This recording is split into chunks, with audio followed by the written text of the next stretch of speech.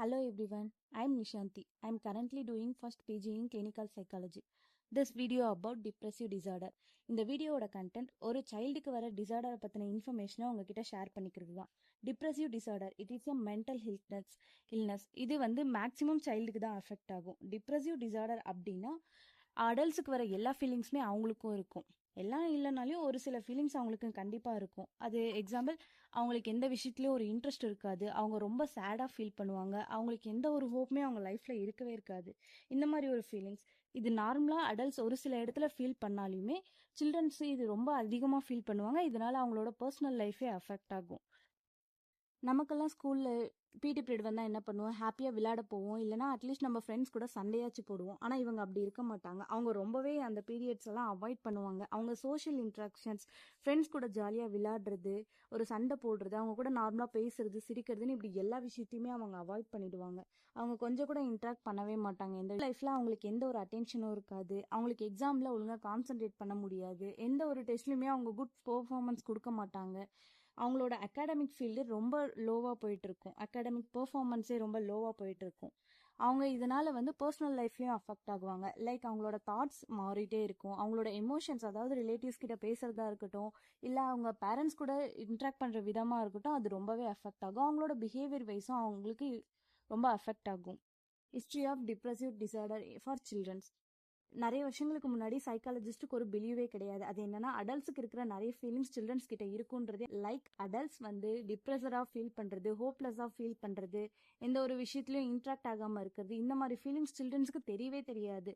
அவங்களால அது ஃபீல் பண்ணவே முடியாதுன்னு நினச்சிட்டு இருந்தாங்க. ஆனால் லேட்டராக போக போக இன் எக்ஸாம்பிள் 1970s to 1980s சைக்காலஜிஸ்ட்டும் ரிசர்ச்சர்ஸும் ஒரு விஷயத்த அப்சர்வ் பண்ணுறாங்க சில்ட்ரன்ஸ் கிட்ட இருந்து. அது என்னன்னா, சில்ட்ரன்ஸால் நிறைய விஷயத்த ஃபீல் பண்ண முடியும். அதுவும் அடல்ட்ஸுக்கு இருக்கிற நிறைய விஷயத்த இவங்களால ஃபீல் பண்ண முடியுன்றது ரொம்பவே ஷாக்காக இருந்தது. லைக் நிறைய ஃபேக்டர்ஸ் இருக்குது, சைக்காலஜிக்கல் ஃபேக்டர்ஸ் இருக்குது, என்வரான்மெண்டல் ஃபேக்டர்ஸ் இருக்குது. ஆனால் இது எல்லாமே தாண்டி ஒரு மேஜரான ரோல் ப்ளே பண்ணுறது ஜெனட்டிக்கல் ஃபேக்டர்ஸ். அதாவது ஃபார் எக்ஸாம்பிள், நம்ம பேரண்ட்ஸ்க்கோ இல்லைனா நம்ம கிராண்ட் பேரண்ட்ஸ், தாத்தா பாட்டி, இவங்க யாருக்காச்சும் இந்த மாதிரி ஒரு டிசார்டர் இருந்திருந்தால் அது அந்த சைல்டுக்கும் கண்டினியூ ஆகியிருக்கலாம். அதுதான் இதில் மேஜரான ரீசனாக இருக்குது.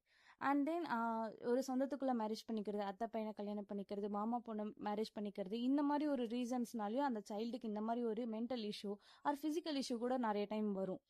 அண்ட் தென் அவங்களோட ஜீன் வைஸ் என்ன ஆகும்னா, அவங்களோட எமோஷ்னல் ரொம்ப இம்பேலன்ஸ்டாக இருக்கிறதுனால அந்த குழந்தை ரொம்பவே எமோஷ்னலாக டெவலப் ஆகாமல் இம்பேலன்ஸ்டாகவே ஃபீல் ஆகும். இது நார்மல் சைல்டுக்கு மட்டும் இல்லை, ட்வின் பேபிக்கும் இந்த மாதிரி ஆக நிறைய சான்சஸ் இருக்குது. And brain structure and functions, அதாவது அமிக்டாலா அண்ட் ப்ரீஃப்ரண்டல் கார்டெக்ஸ், இது எமோஷன்ஸை கண்ட்ரோலாக வச்சுக்கும். பட் ரொம்ப டவுனாவோ இல்லை சேடாவோ ஃபீல் பண்ணும்போது இதோட ரெகுலேஷன்ஸ் ரொம்ப டிஃபர் ஆகும். ஒரு சைல்டு ரொம்ப டிப்ரெஸ்டாக ஃபீல் பண்ணும்போது அவங்களோட ஹிப்போகேம்பல் சைஸ் ரொம்பவே கம்மியாக இருக்கும். ஸோ அது அந்த சைல்டோட மெமரி அண்ட் மூட் ஸ்விங்ஸ், அதாவது அது இரிட்டேட் ஆகிறது, இல்லை திடீர்னு அழுறது, இல்லை ரொம்ப அடமெண்ட்டாக இருக்கிறது, இல்லை இந்த மாதிரி ஏதாச்சும் பேரண்ட்ஸ் கிட்ட ஒரு மாதிரி அப்நார்மலாக பிஹேவ் பண்ணுறது, இல்லை ஓவராக பிஹேவ் பண்ணுறது, இந்த மாதிரி ஒரு பிஹேவியர்ஸும் சம்டைம்ஸ் நடக்கும். இந்த மாதிரியும் அந்த குழந்தை நிறைய எஃபெக்ட் ஆகும். நம்ம பிரெயினில் மூடை ரெகுலேட் பண்ணுறதுக்கான கம்யூனிகேஷனை அதை கொலாப்ஸ் பண்ணிவிடும். இதனால் அந்த சைல்டோட மூடோ இல்லை ஒரு மோட்டிவேஷன் லெவலோ ரொம்ப டீமோட்டிவாக இருக்கும், ரொம்ப சேடாக டிப்ரெஸ்டாக ஃபீல் பண்ணும். அண்ட் தென் இதில் நிறைய பிரெயின் கெமிக்கல்ஸ் இம்பேலன்ஸ்டாக இருக்கிறதுனால, லைக் நமக்கே தெரியும்ல, செரோட்டின் லெவல் ரொம்ப எஃபெக்ட் ஆகும். லைக் அவங்களுக்கு ரொம்ப மூட் ஸ்விங்ஸ் வரும், அவங்களோட ஸ்லீப் பேட்டர்ன் ரொம்ப மாறும், அவங்களுக்கு நிறைய சாப்பிட மாட்டாங்க, அவங்க ஃபுல் டே எனர்ஜெட்டிக்காக இருக்க மாட்டாங்க, அவங்க எதுலேயுமே ஃபோக்கஸ் பண்ண மாட்டாங்க, எதுலேயுமே ஒரு அட்டென்டிவாக கான்சென்ட்ரேட் பண்ண மாட்டாங்க. இதெல்லாம் தான் brain structures and functions. And then லாஸ்ட்டாக நியூரோபிளாஸ்டிசிட்டி. இன் டிப்ரெஷனில் சைல்டோட பிரெயின் ரொம்ப வீக்காக இருக்கும். எமோஷன் அண்ட் காக்னேட்டிவ், அதாவது அவங்களோட திங்கிங் பேட்டர்ன், அதோட ரெகுலேஷன் ரொம்ப கம்மியாக இருக்கும். ஸோ அவங்க ரொம்ப சேடாக, ஸ்ட்ரெஸ்ஸாக, அந்த மாதிரி தான் அவங்களோட ஃபீலிங்ஸை எக்ஸ்பிரஸ் பண்ணிகிட்டு இருப்பாங்க. அண்ட் ட்ரீட்மெண்ட்ஸ், இவங்களுக்கு எப்படியெல்லாம் ட்ரீட்மெண்ட்ஸ் கொடுப்பாங்கன்னா, அவங்களுக்கு நிறைய டாக் தெரப்பிஸ் கொடுப்பாங்க, இல்லை சைக்காலஜிஸ்ட் சிபிடி தெரப்பி கொடுப்பாங்க. அதாவது அவங்களோட பிஹேவியர் அண்ட் தாட்ஸை மாடிஃபை பண்ணுற மாதிரி பிஹேவியர் மாடிஃபிகேஷன் தெரப்பி கொடுப்பாங்க, அதுதான் சிபிடி. அண்ட் தென் அவங்களுக்கு அவங்க கூட நிறைய டைம் ஸ்பெண்ட் பண்ணுறது, இல்லை ஃபேமிலி அவங்களுக்கு சப்போர்ட் பண்ணுறது, கம்யூனிகேஷன் நிறைய வச்சுக்கிறது, அவங்க கூட நிறைய கேம்ஸ் விளையாடுறது, இந்த மாதிரி ட்ரீட்மெண்ட்ஸும் அவங்களுக்கு நிறைய கொடுக்கலாம். And than life style changes, அவங்களுக்கு நிறைய டயட் ஃபாலோ பண்ணிவிட்டு அவங்கள எக்ஸசைஸ் பண்ண வச்சுட்டு அவங்களோட ஃபிசிக்கல் ஆக்டிவிட்டிக்கு இன்ட்ரெஸ்ட் காட்டுற மாதிரி இந்த மாதிரி நிறைய விஷயங்களுக்கு அவங்களுக்கு ஃபோக்கஸ் பண்ணாங்கன்னா அவங்களுக்கு நிறைய சேஞ்சஸ் இருக்கும். அவங்க நிறைய பெட்டராக ஃபீல் பண்ணுவாங்க.